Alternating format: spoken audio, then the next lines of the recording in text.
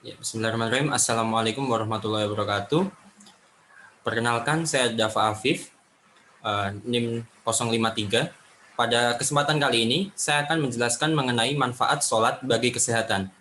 Nah, di sini untuk awal-awal, sholat tuh penting nggak sih? Penting dong, masa enggak, iya kan?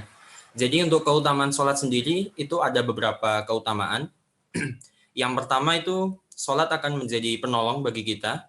Jadi pada sholat itu merupakan salah satu saat di mana kita berada di tempat paling dekat dengan Allah.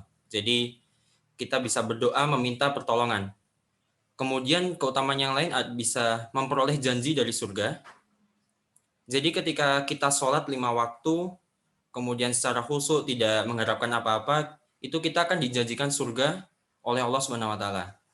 Kemudian untuk keutamaan yang selanjutnya yaitu ada pelipur dosa, di mana ketika kita melaksanakan sholat 5 waktu dengan khusyuk, itu dosa-dosa kita akan berkurang sedikit demi sedikit. Makanya disebut sebagai pelipur dosa. Kemudian juga ada pembeda antara muslim dan munafik. Bagaimana cara membedakannya? Yaitu untuk orang muslim, itu dia yang sholat, sedangkan yang munafik atau kafir itu yang tidak sholat. Jadi gampang untuk membedakannya. Kemudian yang terakhir, namun cukup penting juga, yaitu amal yang dihisab pertama kali. Jadi ketika nanti amal kita dihisab, itu yang pertama kali akan dihitung, itu yaitu amal sholat kita terlebih dahulu. Selanjutnya, sholat itu wajib nggak sih? Wajib dong. Jadi perintah sholat itu disebutkan di berbagai surat di Al-Quran, yaitu yang pertama ada di surat Al-Baqarah, kemudian ada surat An-Nisa, dan lain-lain bisa dibaca di sini. Jadi perintahnya itu banyak sekali di Al-Quran. Perintah kita untuk menuntunkan kewajiban sholat. Kemudian, nah, untuk gerakan yang pertama dari sholat. Tadi kan kita ingin membahas manfaat dari sholat. Jadi gerakan yang pertama pasti kita lakukan yaitu takbiratul ihram. Dengan postur berdiri tegak, kemudian mengangkat kedua tangan sejajar pada telinga. Di sini ada gambarnya di sebelah kanan. Jadi tangan diangkat sejajar telinga, lalu melipatnya di depan perut atau bagian dada bawah. Kemudian apa sih manfaatnya? Jadi manfaat yang pertama, aliran darah lancar. Loh, kok bisa lancar? Ya karena secara teori ketika kita menggerakkan anggota tubuh kita, itu aliran darah kita akan menjadi lancar. Kemudian apalagi manfaatnya? Bisa melatih otot lengan. Nah, pasti jika kita menggerakkan anggota badan, pasti kita juga melatih otot-otot badan tersebut. Kemudian apalagi manfaatnya? Persendian lebih sehat. Nah, masih sama dengan tadi, jika kita menggerakkan anggota badan kita, persendian kita juga akan ikut bergerak. Nah, jadi pada sendi itu akan ada namanya lubrikasi yang mirip seperti oli pada rantai. Jadi ketika kita gerakkan, lubrikasinya juga akan melumasi seluruh daerah sendi, sehingga persendian juga lebih sehat. Jadi tidak mudah tergesek dan luka. Gampangannya seperti itu. Selanjutnya untuk gerakan selanjutnya, yaitu gerakan ruku. Ruku itu postur yang seperti apa? Seperti yang kita tahu, ruku itu gerakan yang ditandai dengan punggung lurus pada gambar kanan di sini dan juga lurus dengan kepala. Nah, ini sejajar. Jadi ruku yang sempurna itu kepala dan punggungnya itu harus sejajar lurus. Ada yang bilang kalau gelas diisi air ditaruh di punggung di sini itu nggak bakal jatuh. Itu yang sempurna. Kemudian apa sih manfaatnya? Yang pertama menjaga postur tubuh pasti. Kan ketika kita berjalan, kita lari, itu yang harus tegak kan bagian tubuh atas, punggung yang paling bekerja. Jadi bisa menjaga postur tubuh kita. Kemudian ketika kepala dan jantung atau bagian dada kita sejajar, itu aliran darah di bagian tubuh tengah kita akan lancar. Jadi khususnya di bagian tengah. Kalau tadi kan, nah di sini aliran darah yang lancar tadi karena kepala dan juga jantungnya lebih tinggi kepala, jadi aliran darahnya akan lebih ke tubuh keseluruhan. Jadi mulai dari dada, tangan ke kaki. Kemudian loh, kepalanya kok enggak? Nah, kepalanya nanti bisa dibahas di selanjutnya. Nah, kita lanjut ke itidal terlebih dahulu. Itidal itu gerakan seperti apa? Itu tubuh kembali tegak setelah dari ruku. Jadi dari ruku kita tegak lagi, mengangkat kedua tangan lagi setinggi telinga. Nah, kemudian manfaatnya melancarkan pencernaan. Loh, kok bisa melancarkan pencernaan? Nah, dari sini alasannya yaitu kita kan mengulangi gerakan dari awal, takbiratul ihram, berdiri tegak. Maaf.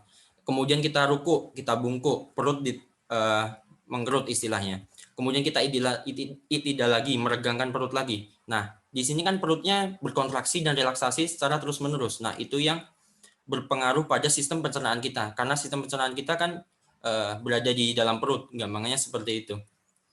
Kemudian gerakan selanjutnya yaitu sujud. Nah, ini tadi yang misal ada yang bertanya, kepalanya mana? Kok nggak disinggung? Kasihan sendirian gitu kan. Nah, postur yang seperti apa? Sujud itu menungging dengan meletakkan kedua tangan, lutut, ujung kaki, dan dahi pada lantai. Nah, seperti ini. Ada gambarnya juga.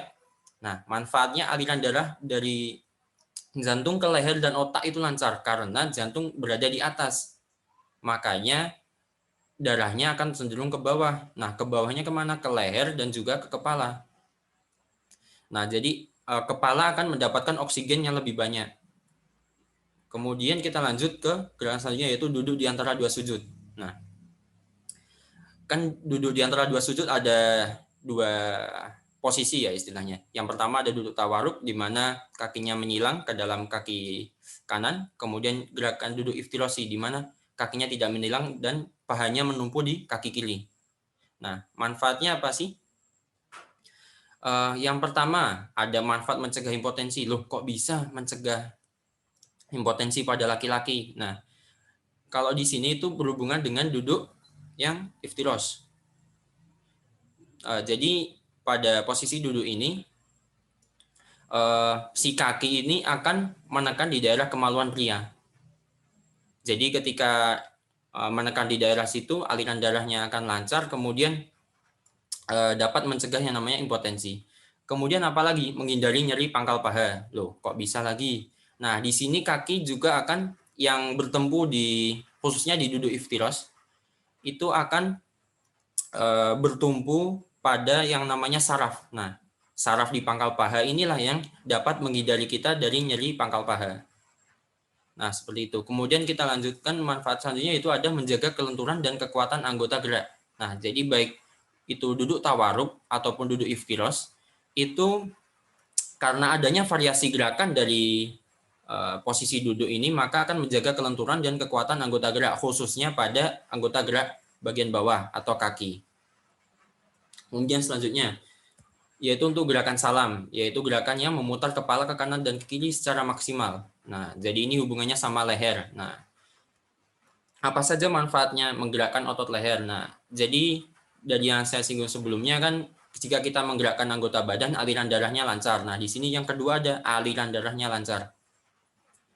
Jadi aliran darah dari leher dan juga ke kepala itu akan lebih lancar dibandingkan kita jika tidak bergerak sama sekali seperti itu. Kemudian ada mencegah sakit kepala, itu ada hubungannya dengan aliran darah yang lancar juga. Kemudian menjaga kulit wajah yang kencang, itu karena di wajah itu kaya akan aliran darah atau kaya akan pembuluh darah. Jadi ketika alirannya lancar, maka kulitnya akan mendapatkan nutrisi yang banyak.